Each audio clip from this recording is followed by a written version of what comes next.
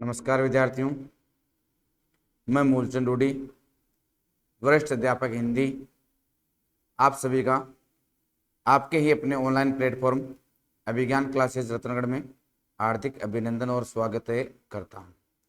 जैसा कि विद्यार्थियों हम पढ़ रहे थे हिंदी साहित्य, और हिंदी साहित्य के अंतर्गत हमारा टॉपिक चल रहा था आदिकाल।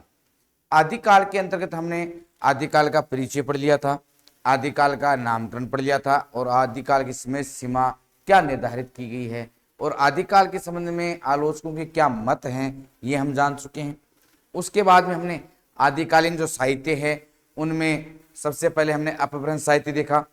अपभ्रंश साहित्य के बाद में हमने जो सिद्ध साहित्य देखा, उसके बाद में हमने नाथ साहित्य को पढ़ा, उसके बाद में हमने जैन या रास साहित्य को पढ़ा। आज हम पढ़ेंगे रासो साहित्य। क्या है रासो साहित्य? रासो साहित्य की उत्पत्ति के संबंध में जो हिंदी साहित्य के आलोचक हैं उनके मत क्या हैं, प्रमुख रासो ग्रंथ कौन कौन से हैं, रासो साहित्य की क्या प्रवृत्तियां हैं, उन सभी के बारे में विस्तार से आज की क्लास में हमें जानेंगे। तो जो भी साथी लाइव आ गए हैं, क्लास को लाइक कर दें, शेयर कर दें, अपने साथियों तक पहुंचा दें। बिना देरी किए हुए करते हैं आज की इस क्लास की शुरुआत। आज हम जानेंगे हिंदी साहित्य का इतिहास। हिंदी साहित्य के इतिहास के अंतर्गत आदिकाल, और आदिकाल में हम पढ़ेंगे रासो साहित्य। अब देखिए, रासो साहित्य किस संबंधित जो हमारी क्लास है ये किन किन प्रतियोगी परीक्षाओं के लिए उपयोगी है, जैसे स्कूल व्याख्याता सेकंड पेपर हिंदी, वरिष्ठ अध्यापक सेकंड पेपर हिंदी, इसके अलावा net, JRF, TGT, PGT, DSSB आदि सभी जो प्रतियोगी परीक्षाएं हैं जिनमें आप हिंदी विषय से संबंधित प्रतियोगी परीक्षाओं में भाग ले रहे हैं, तो निश्चित रूप से आज की क्लास है वो आप सभी के लिए बहुत ही महत्वपूर्ण रहने वाली है। तो बिना देरी किए हुए करते हैं आज की क्लास की शुरुआत। बढ़िया, आगे जुड़े रहे अभिज्ञान क्लासेज और मूलचंद डोडी के साथ। बिना देरी किए हुए करते हैं आज की क्लास की शुरुआत। आज हम जानेंगे आदिकालीन साहित्य के अंतर्गत रासो साहित्य। कौन सा साहित्य पढ़ने जा रहे हैं? आज हम पढ़ने जा रहे हैं आपका रासो साहित्य पढ़ने जा रहे हैं। तो हम पढ़ेंगे रासो साहित्य। कौन सा साहित्य पढ़ रहे हैं? रासो साहित्य पढ़ रहे हैं। किसे कहेंगे रासो साहित्य? देखिए विद्यार्थियों, आदिकाल में जो जैन कवियों के द्वारा जो साहित्य लिखा गया था वह कहलाता था रास साहित्य, और चारण कवियों के द्वारा अपने आश्रयदाताओं की प्रशंसा के लिए जो वीर रस प्रधान काव्य लिखा गया उस काव्य को हम क्या कहते हैं? उस काव्य को हम रासो साहित्य कहते हैं। तो रास साहित्य और रासो साहित्य दोनों अलग अलग हैं। मैं बता दूं, रास साहित्य है वो शांत रस प्रधान है, जैन धर्म के अनुयायियों या जैन धर्म के आचार्यों द्वारा जो रास साहित्य लिखा गया। लेकिन रासो साहित्य है वो अधिकांशतः है चारण कवियों के द्वारा अपने आश्रयदाताओं की प्रशंसा के लिए वीर रस में लिखा गया था। दोनों में ये भी अंतर है। इसके अलावा हम कह सकते हैं कि जो रास साहित्य है वो पूर्णतया क्या है? प्रामाणिक है। आज भी उनकी औचित्य है, उपयोगिता है। लेकिन रासो साहित्य है वो अधिकतर क्या है? अप्रामाणिक है। तो बहुत सी बातों को हम जानेंगे, इतिहासकारों के मत भी देखेंगे। बने रहे अंत तक अभिज्ञान क्लासेज और मूलचंद डोडी के साथ। आज हम कंप्लीट करने वाले हैं रासो साहित्य। ठीक है, तो देखो सबसे पहले हम जानेंगे कि रासो साहित्य कहते किसे? किसे कहोगे आप रासो साहित्य?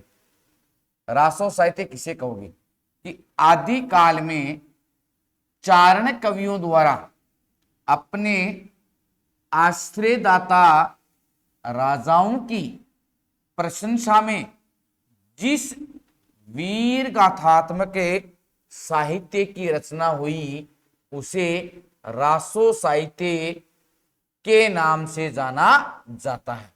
यानी आदिकाल में, किस काल में? आदिकाल में। हम आदिकाल का हिंदी साहित्य का इतिहास ही पढ़ रहे हैं। कौन से कवियों के द्वारा? चारण कवियों के द्वारा। किसके लिए? अपने राजाओं की प्रशंसा के लिए क्या किए? वीर गाथात्मक काव्य की रचना की जिसमें वीरस की क्या हो? प्रधानता हो। उस वीर साहित्य की, वीर रसात्मक या वीर गाथात्मक साहित्य की रचना की, उसे किस नाम से जाना जाता है? रासो साहित्य के नाम से जाना जाता है। नोट लगाकर लिख सकते हो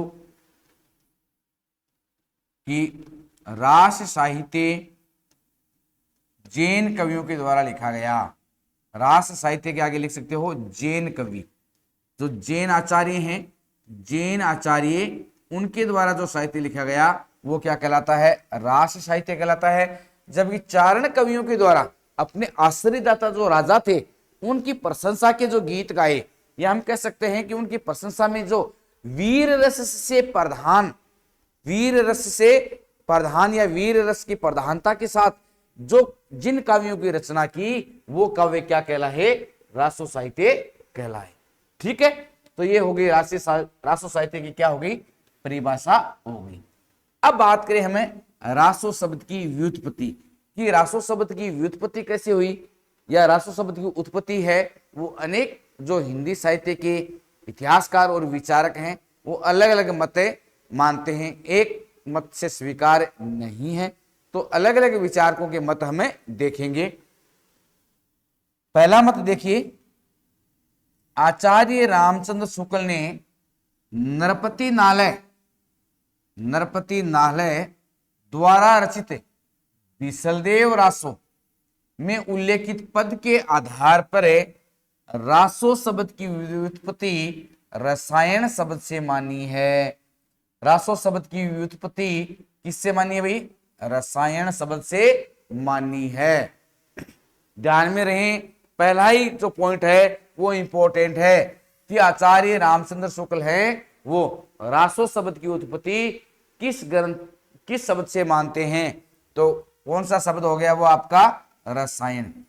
ये बात किसमें कही गई है? नरपति नालय की रचना है बिसलदेव रासो। उसके आधार पर उन्होंने रासो शब्द की व्युत्पत्ति किससे मानी है? रसायन शब्द से मानी है। आगे देखते हैं, आचार्य हजारी प्रसाद द्विवेदी ने रासो शब्द की व्युत्पत्ति संस्कृत भाषा के राशक शब्द से निम्नानुसार मानी है। उन्होंने क्या माना है कि सबसे पहले संस्कृत भाषा का शब्द राशक आया। राशक से हो सकता है कि पाली भाषा के अंतर्गत वह राशय हो गया, और पाली के बाद में जो प्राकृत आ गई थी उसमें ये रासा था, और उसके बाद में अपभ्रंश या हिंदी में ये किस नाम से प्रचलित हो गया? रासो के नाम से प्रचलित हो गया।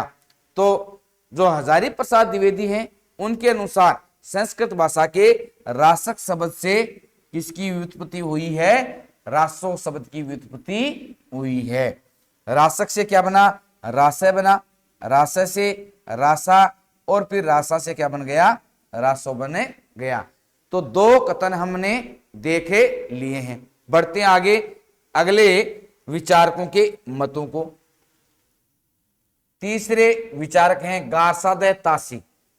अब आपने सुना ही होगा, गारसाद तासी हैं वो तो हिंदी साहित्य के इतिहास के प्रवर्तक माने जाते हैं। अगर किसी व्यक्ति ने हिंदी साहित्य का इतिहास लिखने का सर्वप्रथम प्रयास किया था तो वो तो किया था गारसाद तासी ने। फ्रेंच विद्वान थे ये। इन्होंने फ्रेंच भाषा में ही अपनी एक हिंदी साहित्य इतिहास की पुस्तक लिखी, इस्त्वार दे ला लिटरेचर हिंदुस्तानी नामक रचना लिखी, और उस रचना में इन्होंने क्या माना है वो हमें देखते हैं। तो गारसाद तासी ने स्वरचित इतिहास ग्रंथ का क्या नाम है? इस्त्वार दे ला लिटरेचर हिंदुस्तानी में चंद्रबरदाई की रचना का नाम पृथ्वीराज राजसु लिखा है। क्या नाम लिखा है? पृथ्वीराज राजसु लिखा है। इस आधार पर उन्होंने रासो शब्द की व्युत्पत्ति राजसु या राजसूय शब्द से मानी है। अब आप बताइए कि परीक्षा में अगर एग्जाम में आ जाए कि राजसु या राजसूय शब्द से किस हिंदी साहित्य के इतिहासकार ने रासो शब्द की व्युत्पत्ति मानी है, तो सही उत्तर हो जाएगा गारसाद तासी। क्या हो जाएगा प्यारे विद्यार्थियों? उत्तर हो जाएगा गारसाद तासी। गारसाद तासी हिंदी साहित्य के प्रथम इतिहासकार जिनकी रचना फ्रेंच भाषा में लिखित है, और उस रचना में इन्होंने क्या माना है वो हमें देखते हैं। तो गारसाद तासी हिंदी साहित्य के प्रथम इतिहासकार जिनकी रचना फ्रेंच भाषा में लिखित है, इस्तवारदेला लिटरेतुर एंदु ए हिंदुस्तानी। उस ग्रंथ में उन्होंने चंद्रबरदाई द्वारा लिखित जो पृथ्वीराज रासो रचना है उसका नाम पृथ्वीराज रासो लिखा है। क्या लिखा है? पृथ्वीराज रासो लिखा है। इस आधार पर उन्होंने रासो शब्द की व्युत्पत्ति राजसु या राजसूय शब्द से मानी है। तीन विचारकों के मत अपने सामने आ गए। सबसे पहले हमने देखा किसने? रामचंद्र शुक्ल जी ने। शुक्ल जी ने क्या माना था? देखिए शुक्ल जी ने क्या कहा था? शुक्ल जी ने कहा था कि इसकी उत्पत्ति किससे हुई है? रसायन शब्द से हुई है। दूसरे विचारक थे कौन? अपने हजारी प्रसाद द्विवेदी। द्विवेदी जी ने कहा कि जी रसायन से नहीं, रासक से हुई है। रासक से रासय बना, फिर रासा बना और फिर रासो शब्द बना। फिर तीसरे जो विचारक हैं वो है गारसाद तासिक। उनका मानना है कि रासो शब्द की व्युत्पत्ति है वो राजसु या राजसूय शब्द से है। अब बढ़ते आगे चौथे विचारक के। कौन? कवि राय, श्यामल दास, डॉक्टर काशी प्रसाद जायसवाल एवं नागरी प्रचारणी सभा काशी द्वारा प्रकाशित या संपादित ग्रंथ हिंदी शब्द सागर के संपादकों ने रासो शब्द की व्युत्पत्ति रहस्य शब्द से मानी है। इंपॉर्टेंट, परीक्षा में प्रश्न आ सकता है कि रहस्य शब्द से रासो शब्द की व्युत्पत्ति मानने वाले प्रमुख विचारक, लेखक या इतिहासकार कौन कौन हैं? तो एक तो हो गए आपके श्यामल दास, दूसरे हो गए डॉक्टर काशी प्रसाद जायसवाल और नागरी प्रचारणी सभा काशी द्वारा संपादित ग्रंथ हिंदी शब्द सागर के जो संपादक हैं उन्होंने भी रासो शब्द की व्युत्पत्ति किससे मानी है? रहस्य शब्द से मानी है। तो इस प्रकार चार कथन अपने पास आ गए, चार विचारकों के मत अपने सामने आगे, अपने समक्ष आ गए। बढ़ते आगे अगले विचारकों के मत। पांचवा देखिए,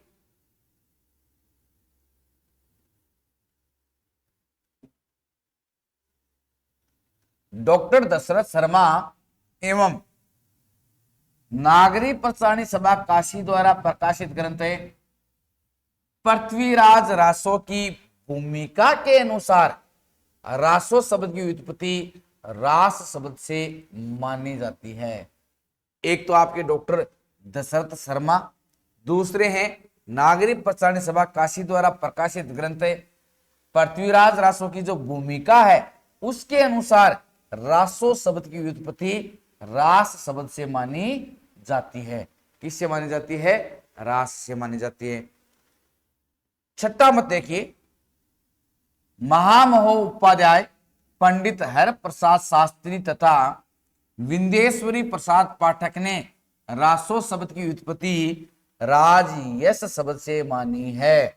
ये छठा मत भी अपने साथ में आ गया, सामने आ गया अपने कि महामहोपाध्याय, पंडित हर प्रसाद शास्त्री तथा विंदेश्वरी प्रसाद पाठक ने रासो शब्द की व्युत्पत्ति राजयश शब्द से मानी है। छह मत अपने सामने हैं। सातवां मत देखिए, राम स्वरूप चतुर्वेदी ने रासो शब्द की व्युत्पत्ति राउस शब्द से मानी है। किससे मानी है? राउस शब्द से मानी है। तो ये सात अलग अलग विचारकों के या इतिहासकारों के मत अपने सामने प्रस्तुत हो चुके हैं। अब हम देखते हैं निर्णायक मत कि वास्तव में सर्वमान्य मत कौन सा है। सभी जो इतिहासकार हैं लगभग किस मत पर सहमत हैं? तो बात करें निर्णायक मत की, तो सभी मतों में हजारी प्रसाद द्विवेदी द्वारा प्रस्तुत रासक संबंधी मत ही निर्णायक मत माना जाता है। पहली बात तो ये हो गई। और डॉक्टर हरि द्वारिका प्रसाद सक्सेना ने इस हेतु अब्दुल रहमान द्वारा रचित संदेश रासक रचना को प्रमाण के रूप में प्रस्तुत किया है। तो देखो निर्णायक मत किसका हो गया? हजारी प्रसाद द्विवेदी जी का हो गया। उनका जो मत था कि हिंदी साहित्य में जो रासो साहित्य है उसमें रासो शब्द की जो व्युत्पत्ति है वो किससे हुई है? रासक शब्द से हुई है। और इस मत का समर्थन किसने किया? द्वारिका प्रसाद सक्सेनानी ने। और उन्होंने एग्जाम्पल के तौर पर, उदाहरण के तौर पर क्या बताया कि जो अब्दुल रहमान है, अब्दुल रहमान, उनकी रचना है ना जो संदेश रासक, इस रचना को क्या मानता है? प्रमाण के रूप में, यानी सबूत के रूप में प्रस्तुत किया है।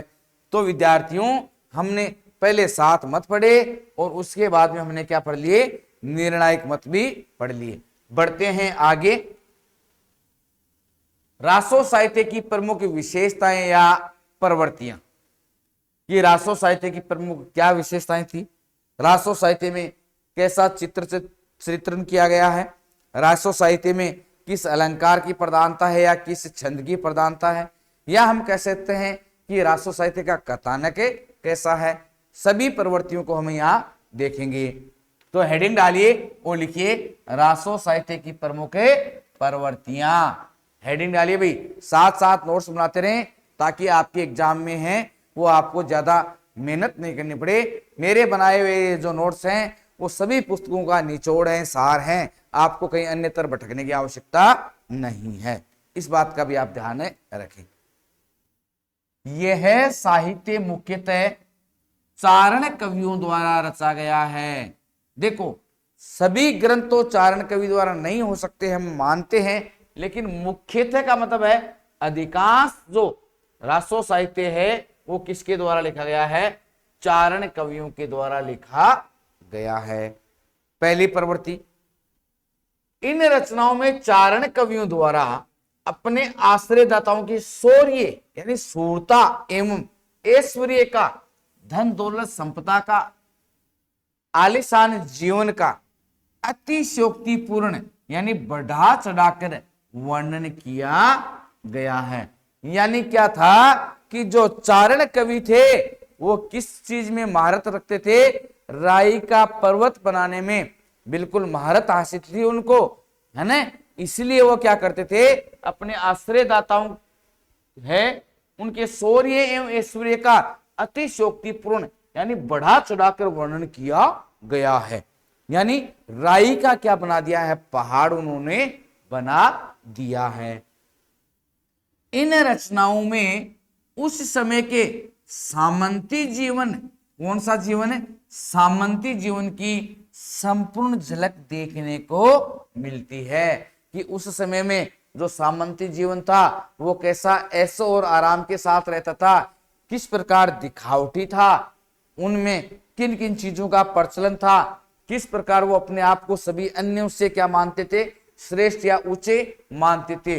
इन सब चीजों का जो हमें चित्रण है वो रासो साहित्य में देखने को मिलता है। ठीक है, बढ़ते आगे। इन रचनाओं में ऐतिहासिकता के साथ साथ कवियों द्वारा अपनी कल्पना का समावेश भी किया गया है। अगर आपको देखना है तो पृथ्वीराज रासो और बिसलदेव रासो दोनों रचनाओं को आप पढ़ोगे तो लगेगा कि चारण कवियों के द्वारा ऐतिहासिकता का मतलब क्या है कि इतिहास के जो प्रमुख, हम कह सकते हैं कि प्रमुख जो पात्र हुए हैं या इतिहास में जो प्रमुख प्रसिद्ध व्यक्ति हुए हैं उनको अपनी रचनाओं में स्थान दिया है। साथ ही साथ उन्होंने अपनी कल्पना का भी प्रयोग किया है और कल्पना के माध्यम से काव्य है उसको एक काल्पनिक दृश्य भी उन्होंने दिया, कल्पना का भी प्रयोग किया है। यही बात यहाँ कही है, क्या किया गया है कि ऐतिहासिकता के साथ साथ अपनी कल्पना का समावेश भी किया गया है। जिस प्रकार हम कह सकते हैं कि पृथ्वीराज रासो में जो चंद बरदाई है उनके द्वारा इस कल्पना का प्रयोग किया गया कि पृथ्वीराज हैं वो शब्द वेदी बाण में निपुण हैं और जो शब्द वेदी बाण किसके द्वारा?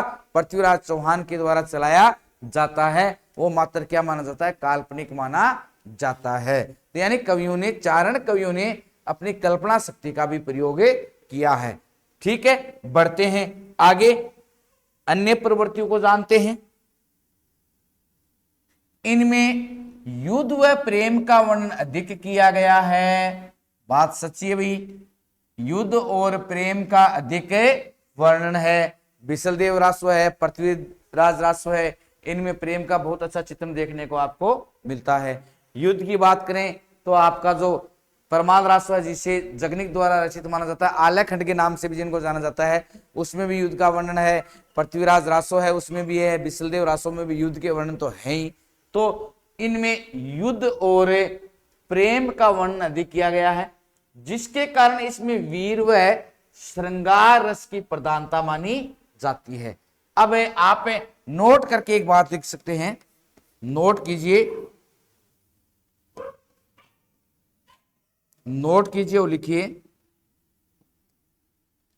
रास साहित्य, क्यों रास के साथ रासो ही मिलता जुलता है, तो रास साहित्य, एक मिनट लिखो, रास साहित्य या जैन साहित्य, जैन साहित्य शांत रस प्रधान है। ये दोनों में फर्क है भी, शांत रस से प्रधान है।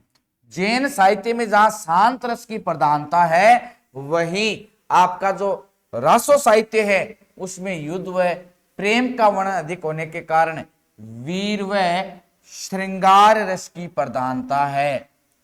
यानी नारी के नख सिक्का सुंदर चित्रण किया गया है और युद्ध का जीवंत वर्णन किया गया है। वास्तव में कहते हैं कि जो चारण कवि थे, कलम के साथ साथ तलवार के भी धनी थे। उन्होंने इस प्रकार का काव्य लिखा, इस प्रकार के काव्य में इस प्रकार की भाषा शैली और शब्दों का प्रयोग किया कि उन्होंने इस प्रकार की रचनाएं लिखी कि ऐसा लगता है कि जैसे युद्ध है वो जीवित है, यानी जीवित युद्धों का वर्णन भी देखने को मिलता है। ठीक है, देखिए इन रचनाओं में डिंगल व पिंगल शैली का प्रयोग हुआ है। पश्चिम राजस्थान में डिंगल और पूर्वी राजस्थान में पिंगल शैली का प्रयोग हुआ है। दोनों शैलियों का इसमें प्रयोग हुआ है। रासो साहित्य की अधिकांश रचनाएं संदिग्ध व अर्ध प्रमाणिक मानी जाती हैं। यह बात भी सही है। क्यों? क्योंकि देखो, रासो साहित्य की सबसे प्रसिद्ध रचना मानी जाती है पृथ्वीराज रासो, और उसको स्वयं आचार्य रामचंद्र शुक्ल है वो एक जाली ग्रंथ मानते हैं। तो अब प्रमाणिकता पर तो सवाल उठाए ही जाएंगे, आपको पता है। इसलिए रासो साहित्य की अधिकतर रचनाएं हैं वो क्या है, या तो संदिग्ध हैं या क्या है, अर्ध प्रमाणिक मानी जाती हैं। अब कौन तो पृथ्वीराज रासो को प्रमाणिक मानते हैं, कौन अप्रमाणिक मानते हैं, और कौन से विचारक उसने अर्ध प्रमाणिक मानते हैं, ये सब हम देखेंगे जब क्या पढ़ेंगे, पृथ्वीराज रासो पढ़ेंगे। ठीक है, इन रचनाओं में चारण कवियों की संकुचित मानसिकता, यानी ये अपने छोटे से क्षेत्र को ही राष्ट्रीय समझते थे, का प्रयोग देखने को मिलता है। ये बात भी सही है। जो राष्ट्रीयता थी वो कैसी थी, संकुचित मानसिकता की थी, अर्थात अपने छोटे से क्षेत्र को क्या मान लेते थे, चारण कवि राष्ट्र मान लेते थे। ये तो कह सकते हैं कि उनकी संकुचित मानसिकता थी। आगे देखिए, इन रचनाओं में कल्पना की प्रधानता एवं नायक के दिव्य रूप का चित्रण है। कल्पना की तो क्या है, प्रधानता है, और नायक को दिव्य रूप, यानी ईश्वर के द्वारा प्रदत्त नायक का दिव्य रूप है, उसका चित्रण देखने को मिलता है। तो ये प्रमुख क्या होगी, प्रवृत्तियां किसकी, आपके रासो साहित्य की। बढ़िए आगे, अभिज्ञान क्लासेज रतनगढ़ द्वारा आपके लिए वरिष्ठ अध्यापक हिंदी सेकंड पेपर के लिए जो ऑनलाइन कोर्स है वो लॉन्च कर दिया गया है। आप हमारा मोबाइल ऐप है अभिज्ञान क्लासेज रतनगढ़, अभिज्ञान क्लासेज रतनगढ़ प्ले स्टोर से डाउनलोड करें और वहां से ये कोर्स परचेज कर सकते हैं, जिसमें आपको नवीनतम पाठ्यक्रम पर आधारित पूरा कोर्स मिलेगा। लाइव क्लासेज आपको मिलेंगी, रिकॉर्डेड क्लासेज भी मिलेंगी, पैनल पीडीएफ भी प्रोवाइड की जाएगी, लाइव टेस्ट भी होगा, और टेस्ट सीरीज आपको फ्री में प्रोवाइड करवाई जाएगी। और ये पूरा का पूरा जो सिलेबस है वो मेरे द्वारा स्वयं द्वारा करवाया जाएगा। तो एक बार हमें रिवाइज कर लेते हैं कि हमने आज की क्लास में कहां से क्या शुरुआत की थी। जैसा कि आज हम प्रारंभ किया था रासो साहित्य, और रासो साहित्य के अंतर्गत सबसे पहले हमने परिभाषा पढ़ी कि आदि काल में चारण कवियों के द्वारा अपने आश्रयदाताओं की प्रशंसा में जो वीर गाथात्मक साहित्य की रचना की गई उसे रासो साहित्य के नाम से जाना जाता है। अब बात करें रासो शब्द की व्युत्पत्ति, तो आचार्य रामचंद्र शुक्ल ने नृपति नाले द्वारा रचित बिसलदेव रासो में उल्लेखित एक पद के आधार पर रासो शब्द की उत्पत्ति किससे मानी? रसायन से मानी। आचार्य हजारी प्रसाद द्विवेदी ने रासो शब्द की उत्पत्ति संस्कृत भाषा के रासक से मानी है। उन्होंने कहा कि रासक से फिर रासय बना, रासय से रासा, और रासा से क्या बन गया? रासो बन गया। ये दो मत हमने देखे। उसके बाद में तीसरा मत हमने देखा था कि गारसाद तासी थे, उन्होंने अपने जो इतिहास ग्रंथ था उसके आधार पर उन्होंने माना कि रासो शब्द की उत्पत्ति किस शब्द से हुई है? राजसूय शब्द से मानी है, और उन्होंने पृथ्वीराज रासो को पृथ्वीराज राजसु ही लिखा है। कविराज श्यामलदास, डॉक्टर काशी प्रसाद जायसवाल एवं नागरिक प्रचारण सभा काशी द्वारा संपादित ग्रंथ हिंदी शब्द सागर के संपादकों ने रासो शब्द की उत्पत्ति किससे मानी है? रैसे शब्द से मानी है। चार मत अपने सामने हो गए। पांचवा मत हमने देखा था कि डॉक्टर दशरथ शर्मा एवं नागरिक प्रचारण सभा काशी द्वारा प्रकाशित ग्रंथ पृथ्वीराज रासो की भूमिका के अनुसार रासो शब्द की उत्पत्ति रास शब्द से मानी है। महामहोपाध्याय पंडित हर प्रसाद शास्त्री तथा विंध्येश्वरी प्रसाद पाठक ने रासो शब्द की उत्पत्ति राजयश शब्द से मानी है, और राम स्वरूप चतुर्वेदी जी ने रासो शब्द की उत्पत्ति राहुस शब्द से मानी है। निर्णायक मत की बात करें तो सबसे निर्णायक मत है वो हजारी प्रसाद द्विवेदी जी का माना जाता है। तो हजारी प्रसाद द्विवेदी द्वारा प्रस्तुत रासक शब्द है, यही सबसे निर्णायक मत माना जाता है। और डॉक्टर द्वारिका प्रसाद सक्सेना ने इस हेतु अब्दुल रहमान द्वारा रचित संदेश रासक रचना को प्रमाण के रूप में प्रस्तुत किया है, साक्ष्य या सबूत के रूप में प्रस्तुत किया है। उसके बाद में आगे हम देखते हैं रासो साहित्य की प्रमुख प्रवृत्तियां, विशेषताएं कि रासो साहित्य में क्या है क्या नहीं है। देखिए, चारण कवियों के द्वारा रचा गया है। शौर्य एवं ऐश्वर्य का अतिशोक्तिपूर्ण बढ़ा चढ़ाकर वर्णन किया गया। इन रचनाओं में उस समय के सामंती जीवन की संपूर्ण झलक देखने को मिलती है। बिल्कुल सही है। इन रचनाओं में ऐतिहासिकता के साथ साथ कवियों द्वारा अपनी कल्पना का समावेश भी किया गया था। बिल्कुल, पृथ्वीराज रासो में आप जो पृथ्वीराज द्वारा दो शब्द वेदी बाण वाली बात है वो काल्पनिक की मानी जाती है। आगे बढ़िए। उसके बाद में बात करें तो इसमें युद्ध और प्रेम का वर्णन अधिक किया गया है, जिसके कारण इसमें कौन से रस आगे? वीर रस और दूसरा श्रृंगार रस की क्या है? प्रधानता मानी जाती है। दोनों शैलियों में ये काव्य डिंगल और पिंगले दोनों शैलियों में लिखा गया है।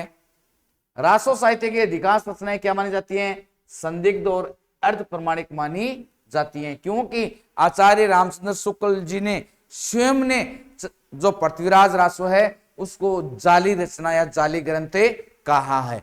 ठीक है, आगे बात करें तो चारण कवियों की संकुचित मानसिकता है का प्रयोग देखने को मिलता है। यानी चारण कवियों ने छोटे से क्षेत्र को ही क्या मान लिया था? राष्ट्र मान लिया था। तो उनकी जो मानसिकता है वो क्या मानी गई? संकुचित मानी गई है। इन रचनाओं में कल्पना की प्रधानता एवं नायक के देवी रूप का चित्रण देखने को मिलता है। ठीक है, ये आपने नोट कर लिया है। तो फिर हम बढ़ते हैं आगे और लिखिए रासो साहित्यों की प्रमुख रचनाएं। लिखो प्रमुख रचनाएं, रासो साहित्य की प्रमुख रचनाएं, और प्रमुख रचनाएं लिखिए, हेडिंग डालिए नंबर 1 पर है पृथ्वीराज रासो। तो रासो साहित्य में जो प्रमुख रचनाएं हैं जैसे पृथ्वीराज रासो है, बिसलदेव रासो है, उसके अलावा जो परमाल रासो है, और उसके अलावा और भी बहुत सारे ग्रंथ हैं, उन सभी रासों, कुमार रासो है, उन सभी रचनाओं के बारे में हम विस्तार से और डिटेल से जानेंगे। तो हेडिंग डालिए रासो साहित्य की प्रमुख रचनाएं, और रचनाओं में सबसे पहले आप डालिए नंबर 1 पर पृथ्वीराज रासो। कौन सी रचना पढ़ने जा रहे हैं? आज हम सबसे पहले पृथ्वीराज रासो का अध्ययन करने वाले हैं।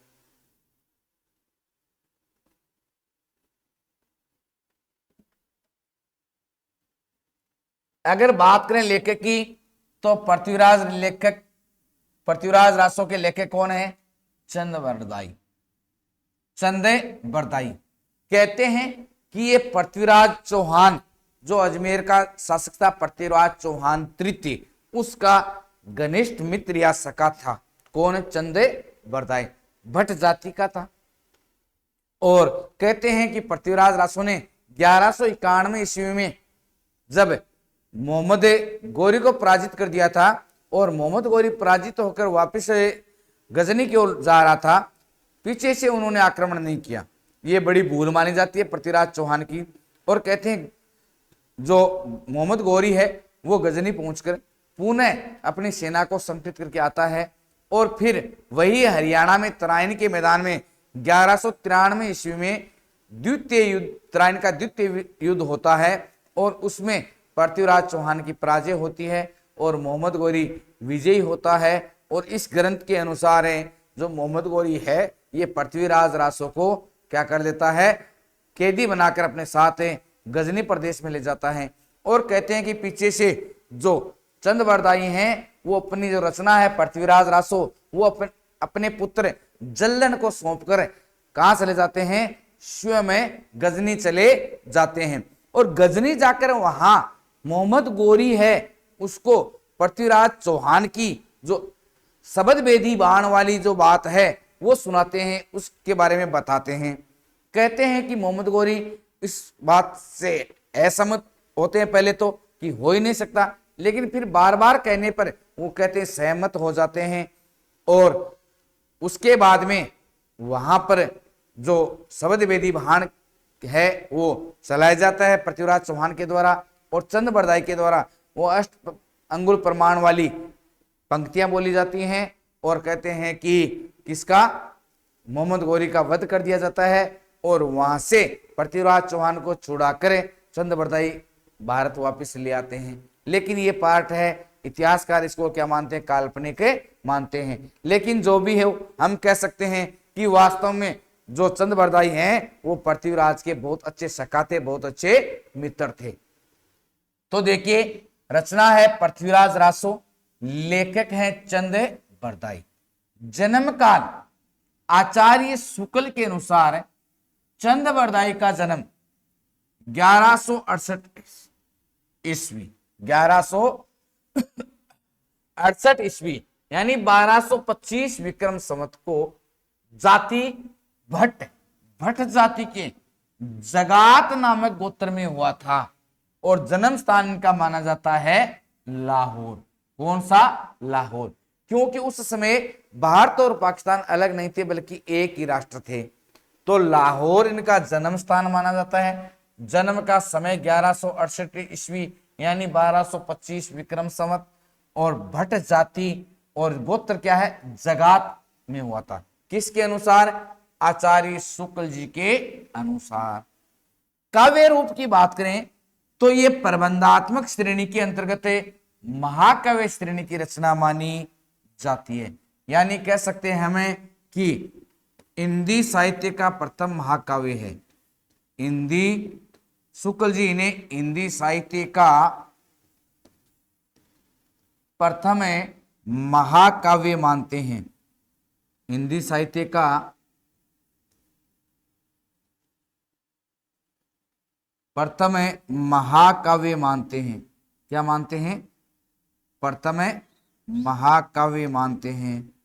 कौन है? आचार्य रामचंद्र शुक्ल। और चंद्रबरदाई को हिंदी का प्रथम महाकवि भी मानते हैं। प्रधान रस की या अंगिरस की बात करें तो 2 रस हैं, वीर रस और श्रृंगार रस, दोनों ही क्या है? प्रधान रस माने गए हैं। चंद्रबरदाई हिंदी के प्रथम महाकवि एवं इनकी रचना पृथ्वीराज रासो हिंदी का प्रथम महाकाव्य भी माना जाता है। अब देखो बहुत चीजें इंपॉर्टेंट आ गई। काव्य का स्वरूप अगर आपसे पूछ ले कि काव्य का स्वरूप कैसा है, तो कैसा काव्य है? प्रबंधात्मक श्रेणी का है, मुक्तक नहीं है, प्रबंधक है। इसमें एक से दूसरी जो खंड है उसका दोनों के मध्य संबंध है, जुड़ाव है, अलग अलग है नहीं है। तो यानी कथा है वो एक से दूसरे पार्ट में जुड़ी हुई है, उसको बोलते हैं प्रबंधात्मक काव्य श्रेणी। और कौन सा काव्य है ये? लघु काव्य नहीं है, महाकाव्य, जिसमें हम कह सकते हैं कि मुख्य रूप से कितने 69 समय या सर्ग हैं, वो आगे हम देखेंगे। अंगीय रस कौन कौन से हैं? वीर रस और श्रृंगार रस हैं, वो इसके क्या माने जाते हैं? अंगीय रस माने जाते हैं। चंद बरदाई हिंदी के प्रथम महाकवि हैं एवं उनकी पृथ्वीराज रासो है जो रचना है वो हिंदी का प्रथम महाकाव्य माना जाता है। ये बात किसने कही है? आचार्य शुक्ल के अनुसार। किन के अनुसार? आचार्य शुक्ल हैं, आचार्य रामचंद्र शुक्ल जी, उनका यही मानना है कि हिंदी के प्रथम महाकवि तो हैं चंद्रबरदाई और हिंदी की प्रथम महाकाव्य रचना है वो पृथ्वीराज रासो। नोट कीजिए, फिर बढ़ते हैं हमें आगे की ओर, जानते हैं पृथ्वीराज रासो के बारे में अन्य महत्वपूर्ण तथ्यों को।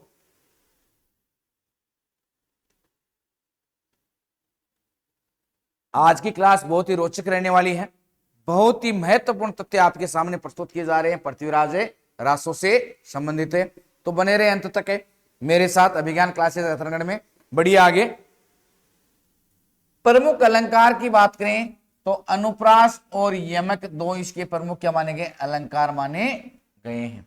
अब देखिए छंद की बात करें तो वास्तव में क्या है कि जो चंद्रबरदाई हैं उन्होंने बहुत सारे छंदों का प्रयोग पृथ्वीराज रासो में किया है, इसीलिए पृथ्वीराज रासो को तो छंदों का अजायब घर कहा जाता है और चंद्रबरदाई को क्या कहा जाता है? छंद सम्राट कहा जाता है।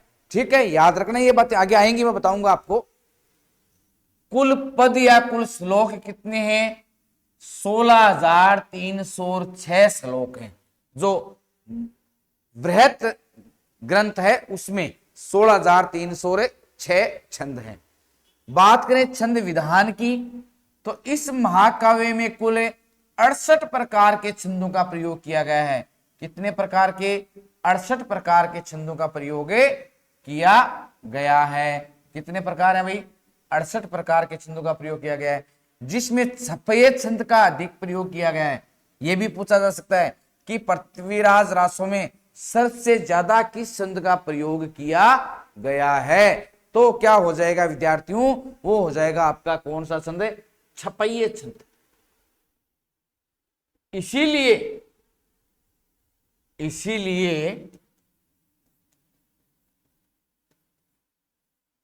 छपये छंद चंद्रबरदाई का सर्वप्रिय छंद माना जाता है।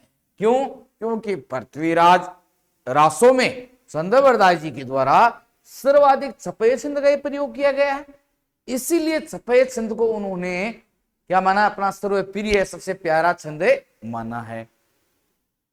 इसके अलावा इसमें दुहा, दोहा, तोमर, त्रोटक, गाहा एवं आर्या छंदों का प्रयोग भी हुआ है। अगर काल विभाजन की बात करें, कि इसमें संपूर्ण जो है पृथ्वीराज रासो का जो काल है उसको कितने भागों में बांटा गया है? तो इस महाकाव्य को कुल 69 समयों या सर्गों में विभक्त किया जाता है। समयों में ही है भाई, 69 समयों में विभक्त किया गया है, ये भी आप याद रखें। और एक चीज और लिख लें, हो सकता है कि आगे स्लाइड में आ भी जाए, नहीं आप लिख सकते हैं। छंदों का अजायब घर कहा जाता है। क्या कहा जाता है? छंदों का अजायब घर कहा जाता है। किसको? पृथ्वीराज रासो को छंदों का अजायब घर भी कहते हैं। बढ़िया आगे, भाषा की बात करें तो राजस्थानी व ब्रिज भाषा का इसमें प्रयोग किया गया है। शैली कैसी है? पिंगल है। अब देखो राजस्थानी के साथ अगर ब्रिज भाषा है तो कौन सी शैली है? पिंगल शैली है। और राजस्थानी भाषा के साथ ब्रिज भाषा न होकर के जो आपकी पश्चिमी हिंदी या हम कह सकते हैं कि अन्य जो क्षेत्रीय बोलियां हैं मारवाड़ी वगैरह, उनका प्रयोग हो तो वो कौन सी शैली होती है, डिंगल शैली होती है। ध्यान रखना क्यों। अब देखो ये जो पिंगल शैली है इसका अधिकतर प्रयोग किसने किया है, भाट कवियों ने किया है। किसने, भाट कवियों ने किया है। अब ये हम पहले भी जान चुके हैं क्या कि जो आपके चंद्रवरदाई हैं वो जाति के किस थे, भट्ट या भाट जाति के थे, और गोत्र क्या थी, जगात थी। तो जो पिंगल शैली है इसका प्रयोग है वो भाट कवियों ने किया था, और जो डिंगल शैली है उसका प्रयोग चारण कवियों ने किया था। ये भी आप बात तो है वो ध्यान में रखें, पूछा जाता है परीक्षा में ऐसा। ठीक है, आगे देखते हैं नायक कौन है, पृथ्वीराज रासो का नायक कौन है। अजमेर के चौहान राजा अर्णोराज के तो पुत्र एवं सोमेश्वर के पुत्र पृथ्वीराज चौहान है तृतीय। पृथ्वीराज चौहान तृतीय लगा सकते हो आप, पृथ्वीराज चौहान है तृतीय हैं, वो इसके प्रमुख क्या है, नायक हैं। पृथ्वीराज चौहान है वो इसके प्रमुख क्या माने जाते हैं, नायक माने जाते हैं। और संयोगिता का जो वर्णन आता है वो तो इस काव्य की सबसे बड़ी प्रसिद्धि का कारण माना जाता है। ठीक है, देखेंगे संयोगिता भी क्या है वो आगे पढ़ेंगे। नायक की श्रेणी कैसी है, धीरो उदात नायक है। कैसा नायक है भाई, धीरो उदात, धैर्यशाली और उदात है तो धीरो उदात नायक है। नायिका कौन है, कनौज के राजा जयचंद की पुत्री संयोगिता है। जयचंद है वो कन्नौज का शासक था, और राजपूतिता कौन सा था, गढ़वाल। कौन सा राजपूत था भाई, गढ़वाल राजपूत था, गढ़वाल राजपूत था। यानी होता क्या है, कहते हैं कि जयचंद और पृथ्वीराज चौहान है ये मौसेरे भाई थे। क्या थे भाई, मौसेरे भाई थे। और इनके जो नानाजी थे अंगदपाल, उनका दिल्ली में शासन था। अब क्या करते हैं, अंगदपाल जी हैं वो इस जयचंद है उसको दिल्ली का जो शासक ने बनाकर पृथ्वीराज चौहान है उसको दिल्ली का शासक बना देते हैं। अब जयचंद नाराज हो जाते हैं।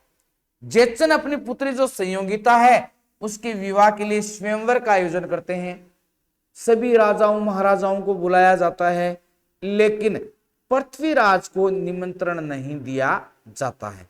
और कहते हैं कि पृथ्वीराज चौहान का अपमान करने के लिए जो स्वयंवर का गेट है, द्वार है, उसके पास में द्वारपाल के रूप में इनकी मूर्ति लगा दी जाती है।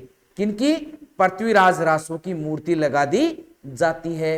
अब कहते हैं कि जब ये सूचना पृथ्वीराज रासो को मिली कि तुम्हारी मूर्ति है वो तो द्वारपाल के रूप में लगी हुई है, तो पृथ्वीराज रासो कहते हैं क्रोधित होते हैं और अजमेर से कहां चले जाते हैं, कन्नौज चले जाते हैं जयचंद गढ़वाल के पास।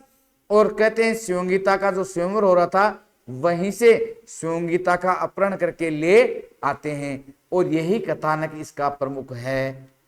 ठीक है, आगे देखते हैं। नायिका की श्रेणी कैसी है, मुग्धा नायिका है।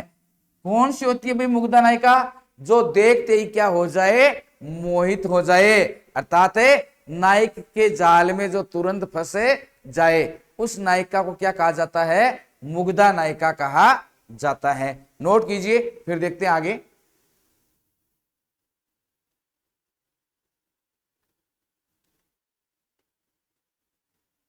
कन्नौज के राजा जयचंद की पुत्री संयोगिता इसकी नायिका है। श्रेणी क्या है, मुग्धा नायिका है।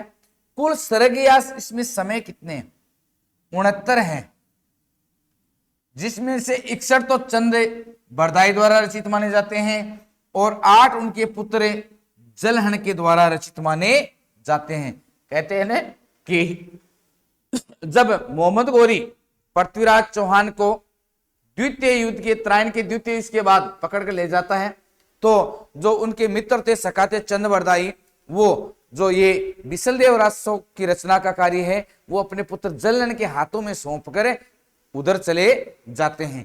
तो 61 जो समय है उनकी तो रचना चंद बरदाई द्वारा मानी जाती है, और जो 8 हैं वो उनके पुत्र जलहन के द्वारा रचित माने जाते हैं। नोट कर लिया होगा, बढ़ते हैं फिर आगे। विशेष तथ्य।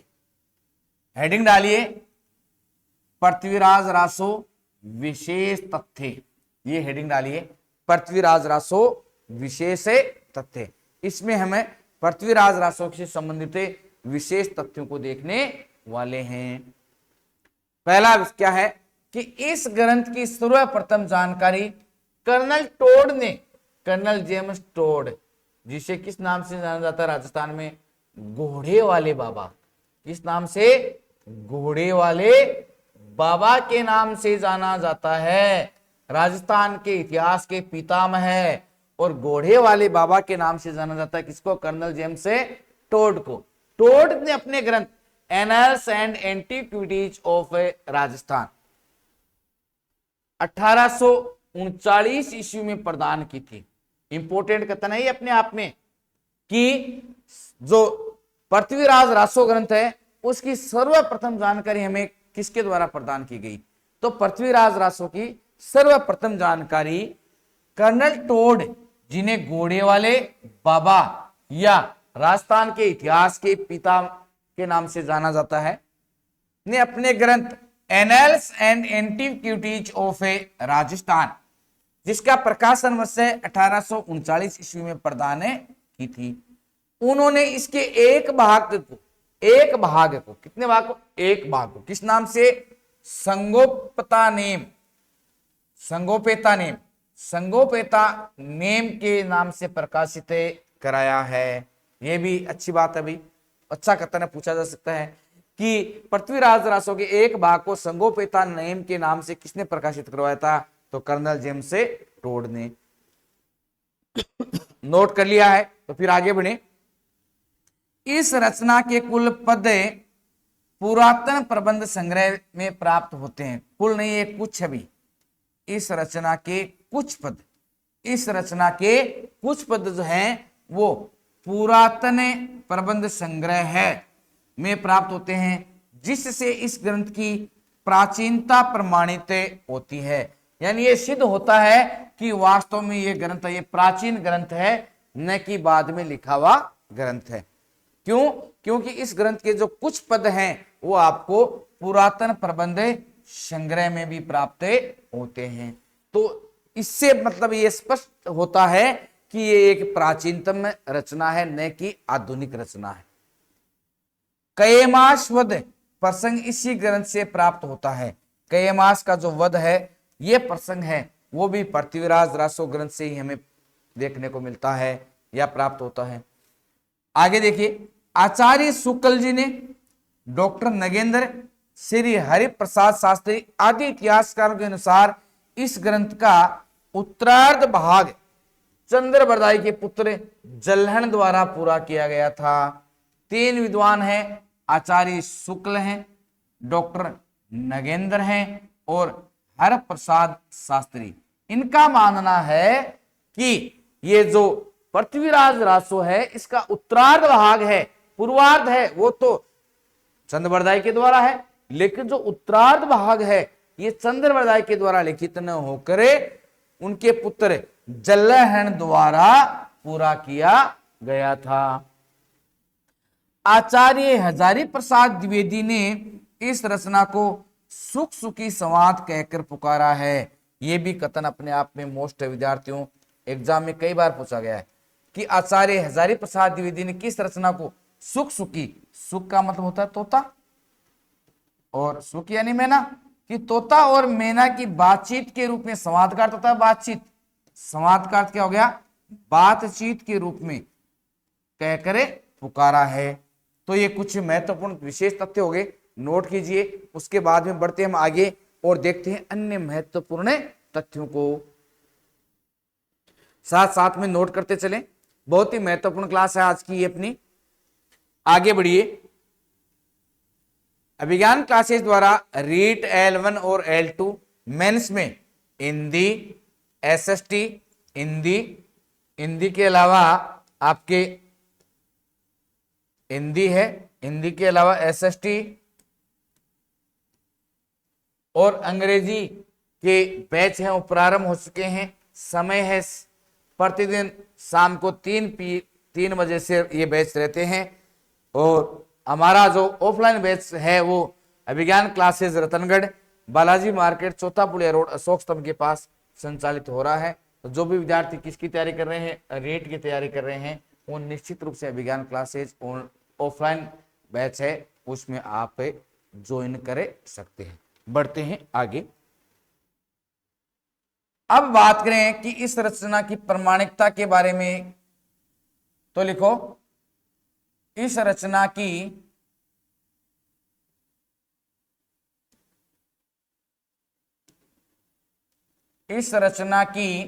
प्रामाणिकता के संबंध में 3 मत प्रचलित हैं। कितने मत? अभी 3 मत प्रचलित हैं।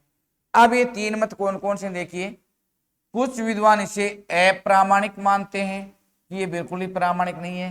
कुछ इतिहासकारों एवं विचारकों का मत है कि ये अर्ध प्रामाणिक है, आधी बात सही है और आधी बात झूठी है, और कुछ कहते हैं कि ये पूर्णतया प्रामाणिक है।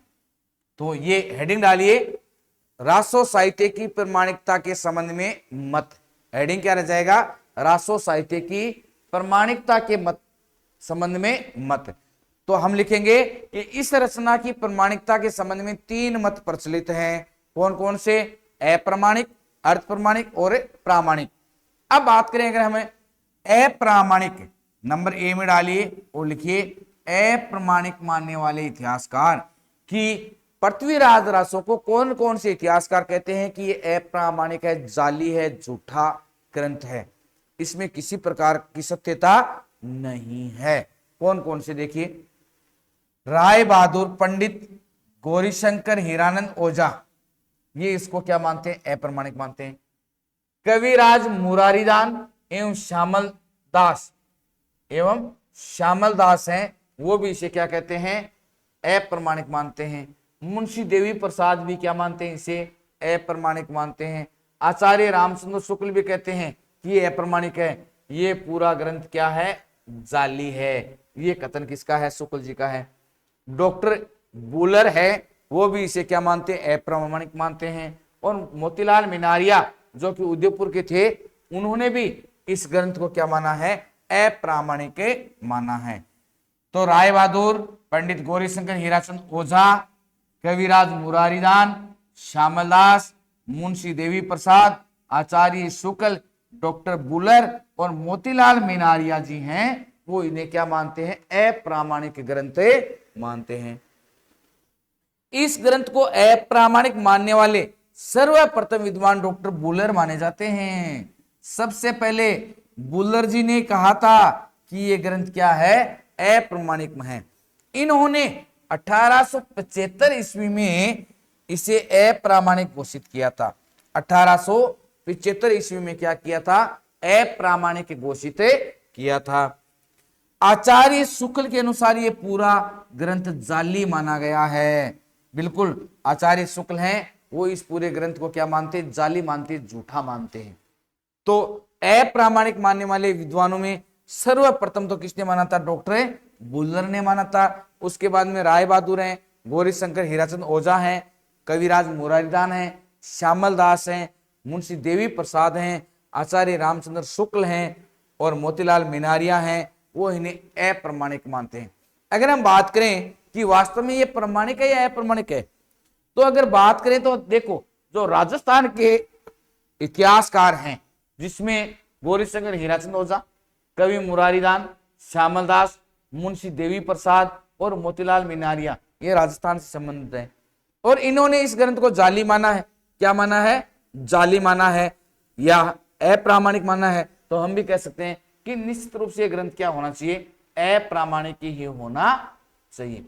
लेकिन अंत में अगर हम डिस्कस में पहुंचेंगे तब हम मानेंगे कि यह ग्रंथ क्या है? अर्ध प्रमाणिक है। बढ़िया, आगे अर्ध प्रमाणिक मानने वाले इतिहासकार कौन कौन से इतिहासकार हैं जो इसे अर्ध प्रमाणिक मानते हैं? आचार्य हजारी प्रसाद द्विवेदी, जिनको हम शॉर्ट में क्या बोलते हैं? एचपीडी। आचार्य हजारी प्रसाद द्विवेदी जी, डॉक्टर सुनीति कुमार चटर्जी, मुनि जिन विजय और अगरचंद नाहटा, ये इन्हें क्या मानते हैं? इसको मानते हैं अर्ध प्रमाणिक रचना मानते हैं। ये भी पूछा जा सकता है। देखो, प्रामाणिक, अप्रामाणिक और अर्ध प्रमाणिक, तीनों की हमें रचनाकारों को याद रखने होंगे। परीक्षा में प्रश्न ऐसा आया हुआ है, बहुत बार आया है, आ भी सकता है कि कौन से इतिहासकार इस ग्रंथ को प्रमाणिक मानते हैं और अप्रमाणिक मानते हैं। बढ़िया आगे, प्रामाणिक मानने वाले इतिहासकार कि इस ग्रंथ को प्रामाणिक कौन मानते हैं? श्याम सुंदर दास, डॉक्टर श्याम सुंदर दास, मोहनलाल विष्णुलाल पंड्या,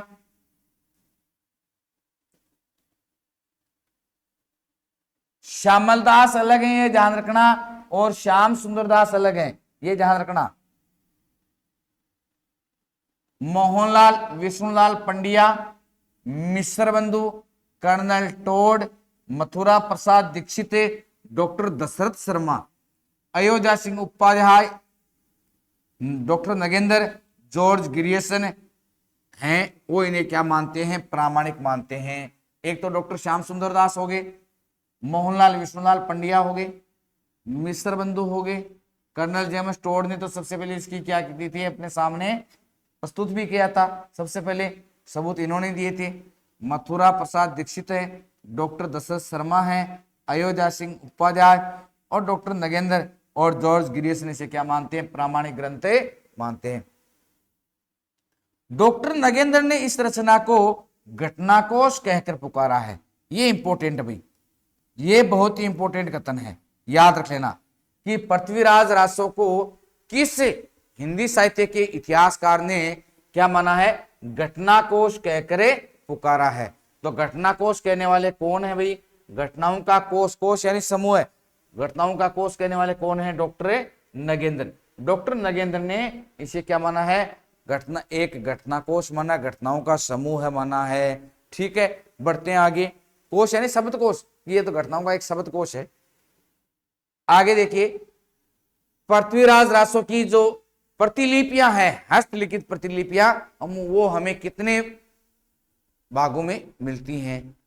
तो पृथ्वीराज रासो की हस्तलिखित प्रतियों के 4 रूपांतरण प्राप्त होते हैं। कितने रूपांतरण भाई?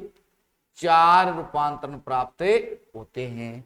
कौन कौन से? देखिए, बृहद रूपांतरण जिसमें 69 समय है और 16,306 क्या है?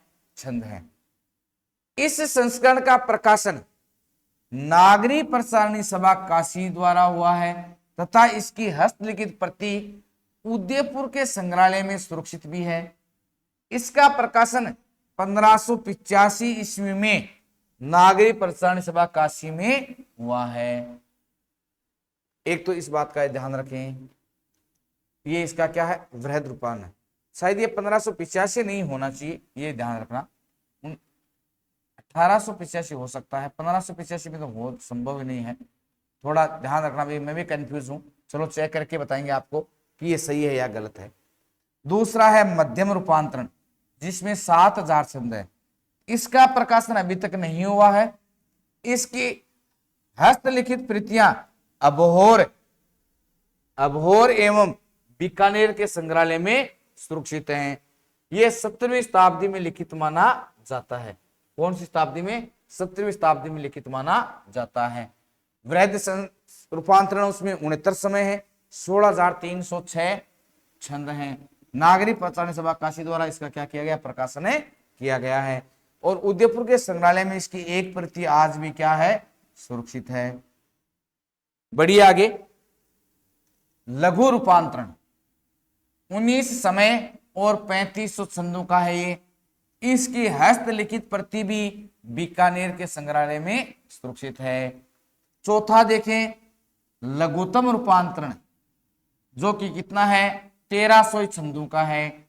डॉक्टर दशरथ शर्मा ने इसी संस्करण को मूल रासो काव्य माना है।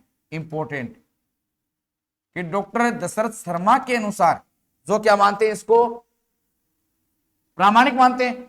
और प्रमाणिक मानने वालों में डॉक्टर दशरथ शर्मा है, उनका मानना है कि मूल रासो काव्य यही है लघुतम रूपांतरण, जिसमें कितने हैं? 1300 छंद हैं। इसका संपादन है वो डॉक्टर माता प्रसाद गुप्त ने किया था। इसका जो संपादन किसने किया था? डॉक्टर माता प्रसाद गुप्त ने किया था। कुछ और अन्य महत्वपूर्ण तथ्य देख लेते हैं। कर्नल टोड ने इस रचना को ऐतिहासिक ग्रंथ माना है। क्यों? क्योंकि इसमें इतिहास की घटनाओं का जिक्र है, इतिहास की घटनाओं का वर्णन किया गया है, तो इस ग्रंथ को क्या माना है? ऐतिहासिक ग्रंथ माना है। चंद बरदाई दिल्ली के अंतिम हिंदू सम्राट पृथ्वीराज चौहान के सामंत व प्रसिद्ध राजकवि थे, और हम कह सकते हैं सखा भी थे, एक घनिष्ठ मित्र भी थे। बाबू गुलाब राय ने इस रचना को स्वाभाविक विकासशील महाकाव्य कहकर पुकारा है। बाबू गुलाब राय, हिंदी साहित्य का सुबोध इतिहास, हिंदी साहित्य का सुबोध इतिहास, हिंदी साहित्य का सुबोध इतिहास, जो इनका इतिहास ग्रंथ है, इस इतिहास ग्रंथ में कहा है इन्होंने कि यह रचना तो क्या है? स्वाभाविक विकासशील महाकाव्य है। बाबू श्याम सुंदर दास व उदय नारायण तिवारी इसे विशाल वीर काव्य मानते हैं। यह भी आप नोट करते रहना कि बाबू श्याम सुंदर दास व उदय नारायण तिवारी हैं, वो इसे क्या मानते हैं? विशाल वीर काव्य मानते हैं। तो ये कुछ महत्वपूर्ण तथ्य हो गए। हमने देखा कि जो आपका पृथ्वीराज राजस्व है, इसके कितने रूपांतरण है? 4 रूपांतरण है। पहला वृहद रूपांतरण हमने जाना, जिसमें 69 समय है और 16,306 छंद है। दूसरा मध्यम रूपांतरण है, जिसमें 7,000 छंद है। उसके बाद में अगर हम बात करें तो तीसरा लघु रूपांतरण है, जिसमें 19 समय और 3500 छंद है। और चौथा आपका लघुतम रूपांतरण है, जिसमें 1300 छंद है। और डॉक्टर दशरथ शर्मा इसी संस्करण को मूल राष्ट्रीय काव्य मानते हैं। और ये जो है इसका संपादन डॉक्टर किसने किया था? माता प्रसाद गुप्त ने किया था। कर्नल जेम्स टोड ने इस रचना को क्या माना है? ऐतिहासिक माना है। चंद बरदाई दिल्ली के अंतिम हिंदू सम्राट पृथ्वीराज चौहान के क्या थे? सामंत थे, प्रसिद्ध राजकवि भी थे और सखा और मित्र भी थे। बाबू गुलाब राय ने इस रचना को स्वाभाविक विकासशील महाकाव्य कहकर पुकारा है। ये भी अपने आप में क्वेश्चन है। और बाबू श्याम सुंदर दास व उदय नारायण तिवारी इसे विशाल वीर काव्य मानते हैं। क्या मानते हैं? विशाल वीर काव्य मानते हैं। तो विद्यार्थियों, ये थी आज की क्लास।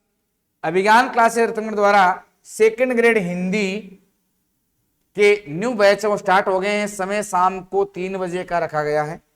और हिंदी पढ़ाने वालों में ये हमारे स्टाफ के साथी हैं, जो आपको हिंदी साहित्य के अंतर्गत हिंदी व्याकरण है, हिंदी साहित्य और हिंदी काव्य शास्त्र है, वो सब कुछ आपको करवाया जाएगा। तो जो भी विद्यार्थी वरिष्ठ अध्यापक हिंदी की तैयारी करना चाहते हैं, वो विज्ञान क्लासेस रतनगढ़ के ऑफलाइन बैच या ऑनलाइन बैच को ज्वाइन कर सकते हैं। अगर आप हमारा ऑनलाइन बैच ज्वाइन करना चाहते हैं तो प्ले स्टोर से विज्ञान क्लासेस रतनगढ़ का मोबाइल ऐप डाउनलोड कीजिए और वहां से आप जो हमारे ऐप में जो कोर्स हैं वो परचेज कर सकते हैं।